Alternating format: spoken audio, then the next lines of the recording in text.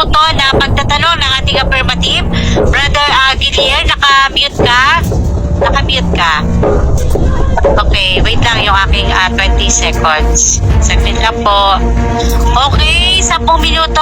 Time start now. Tanong. Una ko ating brother. Tanong ko, sa loob ng 15 minutos, ilang Bible verses ang ibinigay mo para patunayan mo na ang iglesia mo ay tunay? Sagot? Okay, ang binigay ko Bible verses nung ilan isa. Matthew 16 verse 8. Next question. Next question. Okay. Diyan sa Matthew 16:18, yung Kristo yung Kristo na nagtatag ng iglesia na kinikilala mo founder, yun ba yung Kristo na pumapasok sa simbahan bawat Sabado? Oo o hindi? Categorical. Categorical? Categorical. Moderator, Okay, time post tayo. Yes. wala po kami sa Sabbath. Yung church kami. Counter objection. Yes, ano counter objection? May karapatan po kasi ako tanong Miss Moderator dahil kini-question yung kredibilidad ng kanyang founder.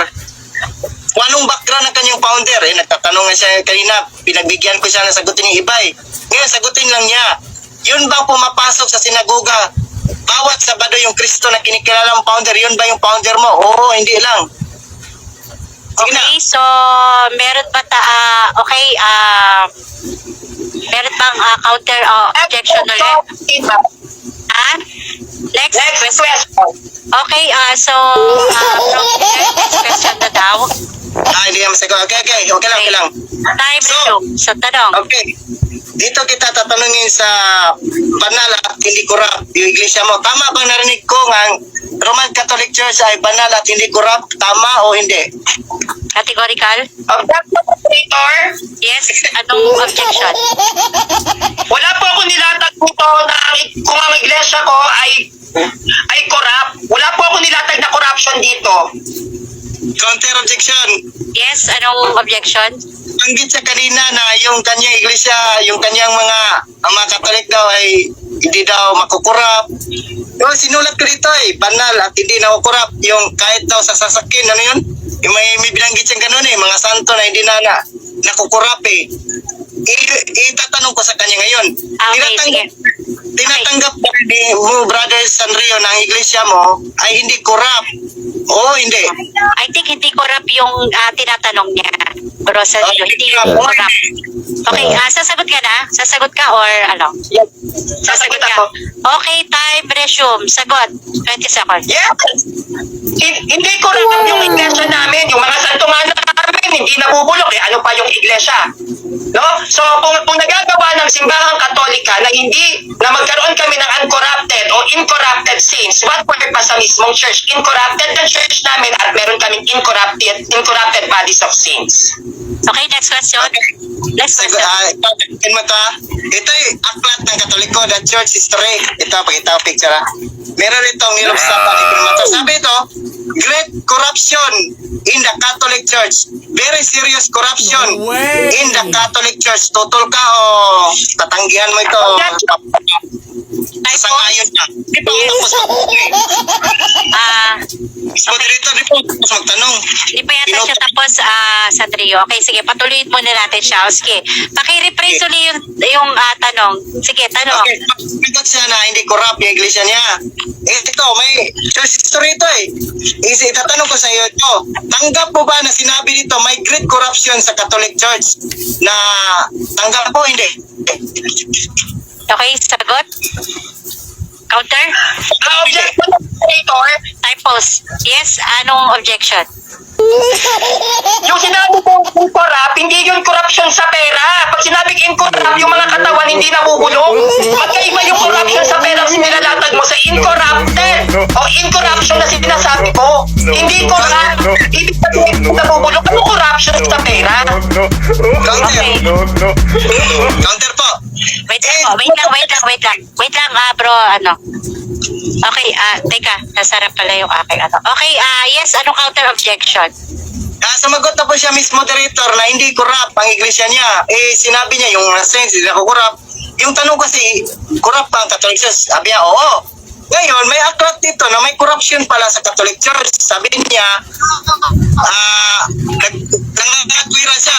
Sa sang-ayunan ba niya to o tututulan? Yung sinabi ng aklat Katoliko, na may corruption pala sa iglesia mo. San Rio, tanggap ko hindi. Atinas, Okay, yes. Anong objection? next Counter? question. Next Okay, question. so, Brother Guillermo, next question na daw. Okay, time resume. Tanong. Okay. Okay, sabi mo, nasa Jerusalem kayo. Ang iglesia mo, nasa Jerusalem. Ang tanong ko, anong taon yun? Mr. Sanrio, anong taon yun? Okay, 33 AD. Sagutin mo na. 33 AD. Okay, 33 AD. So, Okay, next question. noong 33 AD, kailan ba si Jesus Christ pumunta sa langit? Anong taon yun? Kailan po si Jesus Christ? Sa langit. Anong taon yun? Okay, sagot. AD nga, di ba? 33 AD. O, sabi dito sa inyong aklat, dito sa may footnote, nakatayo ang iglesia mo 31 AD. Ano bang tama sa ang sinabi mong 33 AD o itong sinabi ng footnote ng Katolikong Biblia na 30 AD? Alin ang tama sa inyong dalawa? Pareho yan, tama. Pareho tama yan. Iba ang ginamit sa footnote at iba rin ang calendar na ginamit dito sa 33 AD. Ang pagkakaiba ng taon sa pagkakatatag ng Iglesia Katolika ay nakabase kung anong kalendaryo ang gagamitin. Kaya ang 31 AD kahit ang 30 AD pareho yan. Nagkakatalo lang sa namin. Okay, follow-up question. Okay, next question. Ibig sabihin pala sa'yo kasi di pala mali. Ang 30 AD at 33 AD ay pareho lang. Sagot, oo hindi. Pareho yan. Kung i-convert mo sa 1 AD at gagamit ka ng Gregorian calendar, 33 AD ang lalabas. Kaya 31 AD ang nakasulat dyan dahil lang ginamit dyan Hebrew calendar. Nagkakaiba ng taon ng pagkakatatag ng Catholic Church na kadepende sa kalendaryong gagamitin. Okay, next question. Sige, bigyan. Okay, dito. Sabi mo, galing kayo sa Jerusalem at saka yun ay 33 AD. Sabi ng Reverend Father ninyo sa libro na Apostles Creed, page 146, kasi kung galing ka sa Jerusalem, galing ka sa Bible. Sabi dito, in the Bible, we cannot find exact word Catholic referring No to the church. way! Tama ito o mali? Yes, tama yan. Yes, tama yan. Wait lang. Time pause No tayo. way! Brother Guillermo, pag sumasagot na siya, pabayaan mo muna ng 20 seconds, okay? Okay, so, time resume. Sagot, Sandrio. Sagot. Yes, tama yan. Ang Catholic Church ay wala naman talagang pangalan yan. Kaya lang kami nagkaroon ng pangalan, which is the Catholic Church, ay dahil kay San Ignacio, which is 107 AD. But way back 106 AD up to papuntang 33 AD, the Catholic Church has no name. Ngayon na kami nagkaroon na kami ng pangalan dahil sa obispo ng Antioquia na si San Ignacio na pinangalanan kami Next question. the whole of the Catholic Church. Next question. So sabi mo ngayon na sa 107 pala kayo nagsimula na tinawag na Catholic Church. So wala pala kayo doon sa Jerusalem. Oo, hindi. Categorical? Kami ay nasa Jerusalem. Bakit? Dahil nung naitatag ang Catholic Church, wala pa kaming pangalan. At kinikilala yan ng mga standard references sa buong mundo na ang Jerusalem religion na may kinikilalang tatlong religion, Islam, the Catholic Church, and Judaism. Kami ang nasa Jerusalem. Catholic Church is true church. Okay, next question. Gamit ako ng unique reference. May isang debatidor na si Brothers William Talibong na talagang may pangalan talaga One Holy Apostolic Roman Church, mababasa ka sa Bible niya sa Matthew 16:18. Sabi mo walang pangalan. Sino bang tama sa inyong dalawa? Si Brother Wendell o ikaw, Brother Sanrio? Sagot. Ang pagkakasulat ng Biblia, objection po. Time pause. Okay.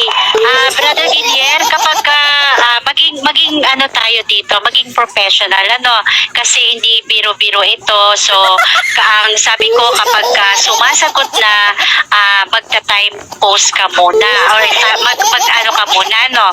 Kasi sa kanina, Wala naman akong ginawa. Ano bang ginawa ko? Wala naman. may interruption, kasi Bro Gilier, sumasagot na siya. I think yung tawa mo medyo malakas, na-interrupt siya. Okay? Ay, ganun ba? Narinig pa rin. Medyo malakas yung ano mo, yung audio mo. Okay, so 3 minutes and 56 seconds. Sagot, Sanrio.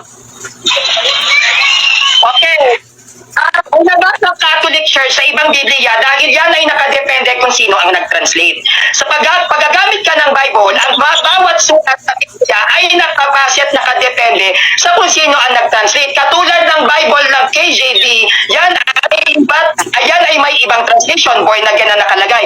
Pero sa iba namang translation, born from above. Kaya kung Okay. nagtatanong ka ba, okay. Time is up. Objection muna tayo. Time post tayo. Yes, anong objection? Ang tanong ko, napakasimple lang. Sabi niya, walang pangalan ang iglesia doon sa Matthew 16:18. May isang safety, sa isang debate, ginamit ang isang Biblia, mabasa talaga, litra por litra, Roman Catholic Church, One Holy Apostolic Roman Church. So, may pangalan doon sa isang city. Sino ba nagsasabi ng totoo? Yung safety na yon o si Sanrio? Okay, nakuha ba yung... Yes, counter objection. Siya nakikinig. Hindi siya nakikinig. Ang sabi ko, Teka lang. Yes, teka lang. Teka lang.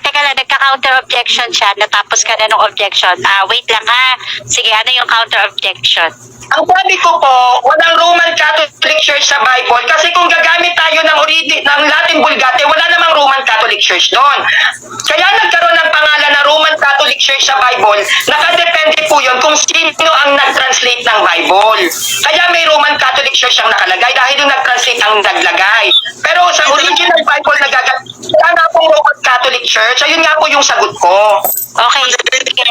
Yes, anong counter objection mo? Categorical kasi yung question ko. Sino bang tama sa kanilang dalawa? Si Sanrio, si CFD Talibong. Na sa para sa kanya, hindi mababasa ang pangalan. Walang pangalan. Iyo sa isa, may pangalan. Sino bang tama sa dalawa? Sanrio, sino bang tama sa dalawa? Yun lang naman eh. Wait lang. Yes, okay, ganito na lang, Sanrio. Kung same... Yes. Okay, next. Ayan, okay. So, next question tayo. Time resume. Tanong. Okay. Ito yung tanong ko. Ginamit mong referensya na tinatawag na The New Book of Knowledge. Alam mo ba anong background? Sinong contributor niyan? Kilala mo ba? Kilala mo? Hindi. Yung alin? New Book of Knowledge na encyclopedia. Kilala mo ba ang contributor niyan? Ay kinikilalang standard references ng buong mundo. Hindi kine-question ang credibility ng mga encyclopedia. Yun. Okay, time post tayo. Yes, anong objection? Ang tanong ko sa kanya, simple lang. Kilala ba niya kung sino ang sumulat ng The New Book of Knowledge o contributor? Kilala ba niya? Oo, hindi lang. Okay, nakuha ba, Sanrio? Opo. Sagot? Okay, sige. Time resume, sagot. Hindi pa yata nagpapasa ng Book Knowledge Encyclopedia. Wala pong nakasulat na author dyan. Dahil ang mga nagsulat sa loob ng ng encyclopedia ay iba't ibang dalubhasang tao. Kaya hindi pa pwedeng nakalagay doon kung sino ang nag-author noon. Iba-ibang mga tao at hindi yun din sinulat sa encyclopedia. Bakit mo papahanap sa akin ng hindi naman nakasulat? Sige, Okay, ako na. next question. Yan, okay. Next Sagutin. question. Next question. So yan po ay sulat po yan ng mga Amerikano noong 1912 at na-revise siya noong 1966. Ang tanong ko sa iyo, sulpot o hindi? Next question. Okay, next question daw. Bro Gilier. Next Okay. question tayo. Tinatanggap ko yung information patungkol na si Cristo ay founded ni Jesus Christ. Yan nag-build ng Holy Society. Yan sa New Book of Knowledge. So tanggap mo na nagmula lang pala yan sa 1912. Yung information na yan. Tanggap ko, hindi. Next question natin at Okay, so next question daw, Bro Gilier. Sige na, sige. O dito, sabi dito, yung ginamit mong libro namin, gumamit ka na naman libro namin, na Brothers and Sisters diyan sa Roman Catholic Church. Sinabi ba diyan, Roman Catholic Church is a true church? Yung, iba kasi yung word namin eh. Mabasa ba diyan, Roman Catholic Church, true church, yan sa mga libro namin? Okay, typos tayo. Yes, anong objection? Next question po. Okay, next question daw, Bro Gilier. Grabe, di pa naman. Ginamit yung BBC, yung paborito mo, BBC.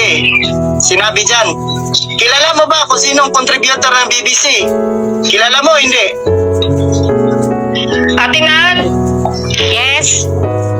Next question. Okay, Okay. next question. Dito sa kuhan, sa SD, binanggit mo yung sexual doctrine. Tanggap mo ba na tama ang SD tungkol sa sexual doctrine? Tanggap mo, hindi? Objection. Yes, typos tayo. Yes, anong objection? Next question. Okay. Okay. Resume. Next Okay. question. Ginamit mo yung history na na-convert ng mga Espanyol noong 1521 ang mga Pilipino. Tinatanggap mo ba itong mga Espanyol na sila rin ang nagnakaw, nagpatay at nagalipin sa mga Pilipino? Tinatanggap mo? Hindi. Objection. Yes. Next question. Okay, time resume. Next question. Okay, no, next. Mga pare, nakaabot dito sa Pilipinas. Nagnakaw ng mga lupa. Tanggap mo? Hindi. Atingan. Okay, okay, almost time na din tayo. Okay, so time is up. Okay, so dyan po nagtatapos yung ating cross-exam ng ating affirmative.